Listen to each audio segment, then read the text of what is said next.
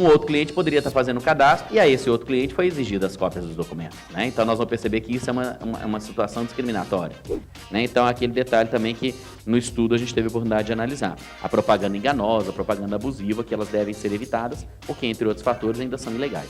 Uma campanha que muitas vezes pode ser direcionada a uma pessoa, né? Ao dimensionamento de um determinado consumo e aquele consumo efetivamente não existir. O setor bancário, né? O que é o setor bancário no Brasil?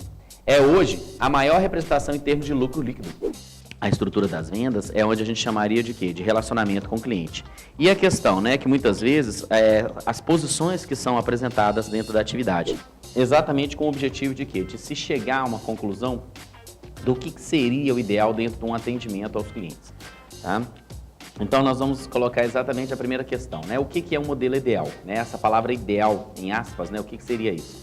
Então, um vendedor desorganizado, ele muitas vezes ele é o quê? Fadado ao fracasso também. Quando você fala de estratégia, a palavra estratégia, na realidade, ela tem distintas fontes.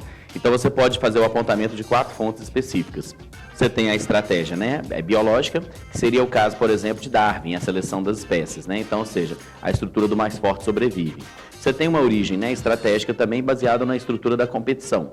Na estrutura da competição, o caso que ilustra isso são os Jogos Olímpicos, onde você tem 3 componentes extremamente relevantes, que é a estrutura do jogador, a estrutura da regra, né, e a competição em si. Nós temos a fonte também utilizada, né, de estratégia, que é a questão política. E aí, como referência da estratégia política, nós vamos perceber que é direcionado à obra O Príncipe, de Maquiavel. Né? Então, ou seja, o fim justifica os meios.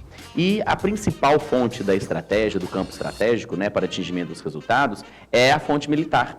E aí entra em cena, então, os generais da guerra, antigamente, que eram chamados estrategos. Então, aqueles que conduziam, né, as tropas para poder atingir a conquista nas batalhas. E Sun Tzu, na realidade, né, chinês, ele proporcionou uma ideia muito relevante, no sentido exatamente o quê? De buscar os elementos que devem ser observados, o conhecimento que você tem que ter na estrutura em si.